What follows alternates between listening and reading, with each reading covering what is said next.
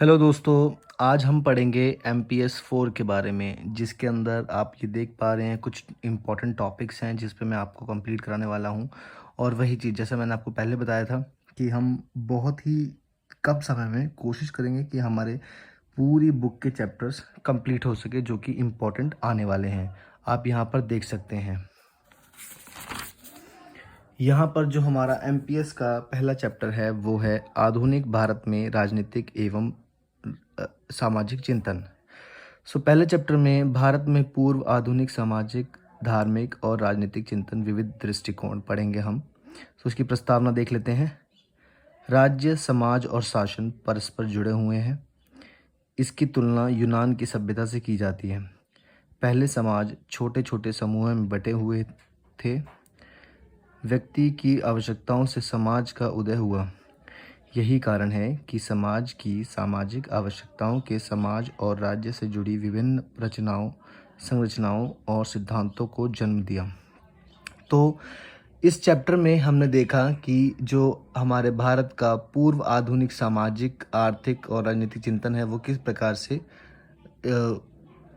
हुआ है, और इसमें पहले क्या था, प्राचीन काल में क्या था, मध्यकालीन में क्या है और आधुनिक काल में क्या हुआ, ये सभी हम इस चैप्टर में पढ़ेंगे।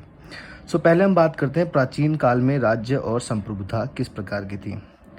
परिवार का आकार, अर्थव्यवस्था, पर्यावरण पर निर्भर था। दूसरा पॉइंट मैं यहाँ पर पॉइंट टू पॉइंट बना रहा हूँ जो कि आप इसको बस समझ सकें और एग्ज़ाम में जो भी चीज़ आती है उसको क्लियर कर सकें। पॉइंट ये है कि एग्ज़ाम में किसी भी प्रकार का क्वेश्चन आए आपका इसी से मिलता जुलता होगा। तो दूसरा पॉइंट है पशुचारक अर्थव्यवस्था से कृषि अर्थव्यवस्था में परिवर्तन, जनसंख्या वृद्धि, सामाजिक और सांस्कृतिक विषमता और अन्य कारकों ने राज्य आवश्यकताओं को जन्म दिया। इसमें हम दो विचारधारा मतलब दो महान पुरुषों को पढ़ते हैं, जिसमें एक है मनुस्मृति। मनुस्मृति ने राजनीतिक सत्ता का प्रबल समर्थन किया। मनु का विचार था कि राजनीतिक सत्ता न होने पर समाज में अव्यवस्था फैल जाएगी।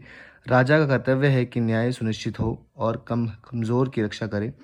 मनु सामाजिक हैरार्की और जाति व्यवस्था के पक्ष में थे और न्याय पर उनका मत विभिन्न जातियों के विभिन्न रिवाजों और प्रथाओं पर आधारित था। मनु ने गांव, जिले और प्रांतों के अनुसार राज्य की संरचना बताई, जो आज के प्रशासन की संरचना में मिलती जुलती है। मनु के आगे निकलकर कौटिल्य ने प्रबल राजतंत्र का समर्थन किया, परंतु वह निरंकुश राजतंत्र के विचार के पक्ष में नहीं थे। राजा दूसरों से ऊपर होता है परंतु धर्म से नहीं। कौटिल्य ने भ्रष्टाचार का भय बताया। तो ये कौटिल्य और मनु के हम बारे में बात करेंगे। जब भी हम प्राचीन काल के बारे में बात करेंगे तो कौटिल्य कहते हैं प्रजा की खुशी और उसके कल्याण में ही राजा की खुशी और उसका कल्याण है। राजा उसे ही अच्छा समझेगा जो उसकी प्रजा को अच्छा लगेगा, ना कि राजा के भले के लिए। ओके, ये प्राचीन काल का समाप्त हुआ। ये कोई भी क्वेश्चन आए आप लिख सकते हैं। अब हम बात करते हैं मध्यकालीन की। मध्यकालीन भारत में राज्य और संप्रभुता किस प्रकार की थी। इस्लामी राजनीति चिंतन, मोहम्मद की शिक्षा और कुरान के कानून की व्यापकता के इर्द गिर्द केंद्रित है। राजा अपने कर्तव्यों का निर्वहन करने के लिए जो भी साधन अपनाता है वे तब तक सही हैं जब तक उसका धर्म की सेवा से होता है। उसका संबंध बरनी के अनुसार, हाँ, मध्यकालीन में बरनी, अबुल फजल, ये सब जो चीज़ें हैं वो बहुत ही अहम हैं। बरनी के अनुसार बादशाह को अपने राज्य के शासन के लिए स्वयं को इस प्रकार समर्पित कर दे कि जिससे वह ईश्वर को समर्पित कर दे। दंड को राज्य में अनुशासन बना रखने का अनिवार्य साधन माना गया है। बादशाह से ही स्वयं पवित्र कानून का आकलन और व्यवस्था करने की अपेक्षा की जाती है। अबुल फजल कहते हैं, अबुल फजल का विचार है कि अबुल फजल मजबूत केंद्रीकृत राज्यतंत्र शासन के विश्वास करता था और बेहतर शासन के लिए उसने विभिन्न विभागों में काम के बंटवारे का समर्थन किया। अबुल फजल ने समाज को 4 सोपानीय व्यवस्था में वर्गीकृत किया, जिसमें शासक और योद्धा प्रथम श्रेणी में आते हैं, दूसरी श्रेणी में विद्वानों, तीसरी श्रेणी में दस्तकारों और व्यापारियों और चौथी श्रेणी में श्रमिक वर्ग को रखा गया है। इसी बुक के बारे में हम आगे पढ़ेंगे, क्योंकि पहला चैप्टर इन्हीं तीनों के ऊपर डिपेंड था, प्राचीन भारत का और मध्यकालीन भारत का। तो अब हम आगे कुछ पॉइंट के हिसाब से हम कंप्लीट करेंगे, जो कि हमारी ये पूरी बुक कंप्लीट हो सके। दूसरा पॉइंट आता है, धर्म और व्यवस्था किस प्रकार की थी। धर्म और राजनीति के संबंध में हम गांधी और मौलाना आज़ाद के विषयों पर शुरुआत करें। धर्म और राजनीति को अलग नहीं किया जा सकता। प्रत्येक धर्म नैतिक मूल्यों और इस एक दूसरे के प्रति तथा अंततः समाज के प्रति कर्तव्य की बात करता है। विभिन्न ग्रंथों द्वारा बताए गए राजपदों के मूल सिद्धांतों का लक्ष्य अपनी प्रजा के हितों की देखभाल करना है। तो ये धर्म और व्यवस्था के बारे में हो गया। अब हम आगे कुछ इम्पोर्टेंट मैंने क्वेश्चन लिखे हुए हैं, जो कि आपके एग्ज़ाम्स में आ सकते हैं। अगर आप चाहें तो इसका स्क्रीनशॉट ले सकते हैं, जो कि बिल्कुल इसी से मिलता जुलता ही क्वेश्चन आएंगे, जो भी यहाँ पर आप देख पा रहे हैं। इसमें कुछ विचारक हैं, जो कि विचारकों के भी 2-3 क्वेश्चन बनते हैं, 2-3-4 क्वेश्चन बनते हैं विचारकों के ऊपर, और हम आगे वही पढ़ेंगे। जैसे मैंने नीचे यहाँ पर देख पा रहे हैं, लिखा भी हुआ है, जिन्ना के विचार, गोलवालकर, अंबेडकर, राम मनोहर लोहिया इत्यादि। तो यहाँ पर पहला हम पढ़ेंगे, धार्मिक सुधार के मामले किस विचारकों के हिसाब से। अलग अलग विचारक थे। अरविंदो के विचार थे कि वह अरविंदो नरमपंथी के कट्टर विरोधी थे। क्यों? क्योंकि नरमपंथी में बहुत ही ढीली प्रक्रिया होती है। ये अपनी मांग को मनवाने के लिए सरकार पर दबाव लगाते हैं, लेकिन एक संवैधानिक रूप से। पूरी प्रक्रिया जो भी होगी उस प्रकार से ये चलेंगे। संगठन बनाना, बिल्कुल सही बात है, संगठन बनाना इनका कार्य था, लेकिन संविधान के अंतर्गत सभी नियम कायदे को मानते हुए। संघर्ष, निष्क्रिय प्रतिरोध। तो अरविंदो कहते हैं कि संत बन के नहीं रहना चाहिए, हमें आगे बढ़ना चाहिए और विद्रोह का सहायता अपनी स्वतंत्रता के लिए करना चाहिए।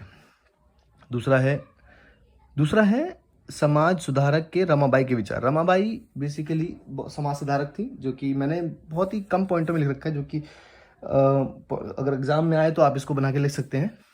सारी चीज़ें मिलती जुलती होती हैं। जाति भेदभाव, महिलाओं के लिए शिक्षा।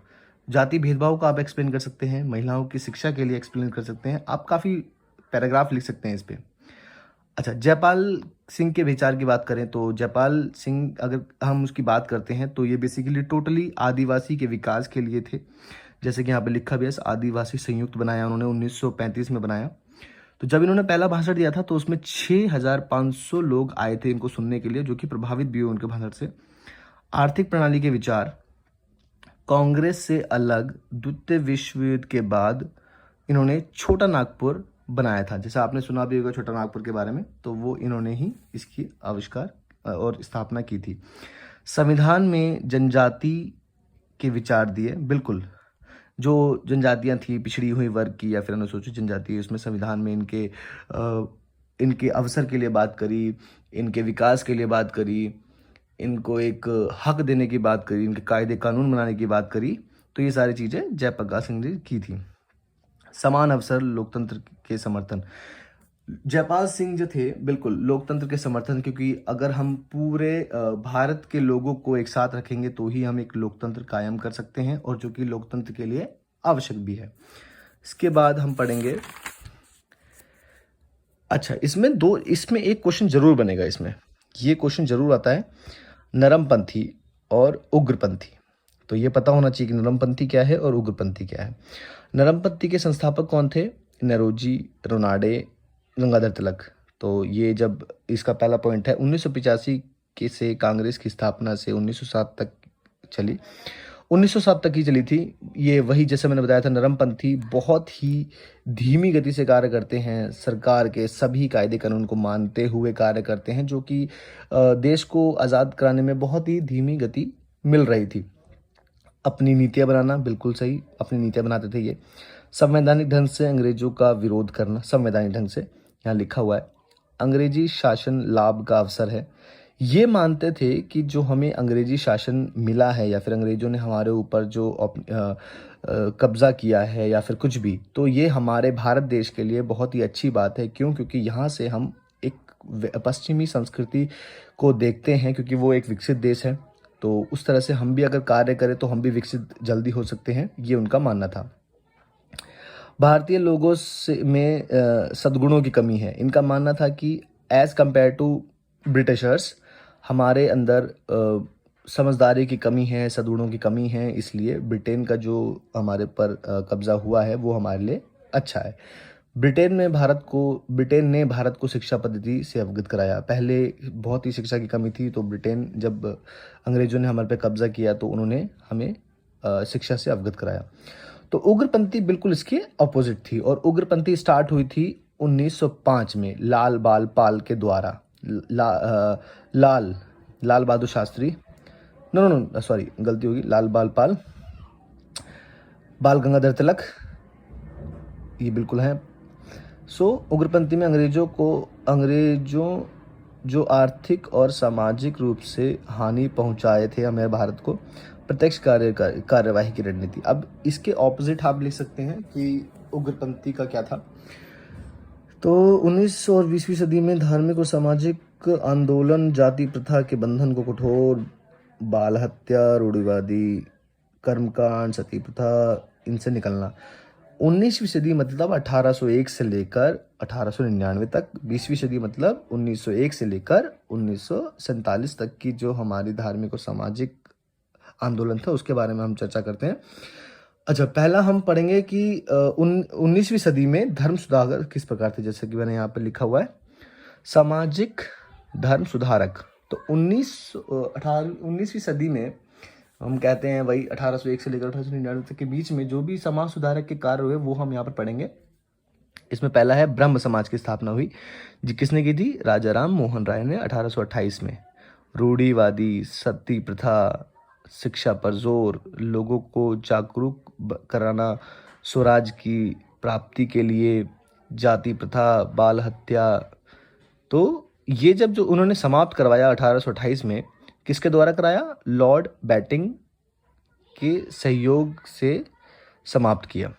तो दूसरा हमारा जो समाज हुआ था, ब्रह्म समाज, प्रार्थना समाज, जो कि आत्माराम पांडुरंग द्वारा 1867 में शुरू हुआ था।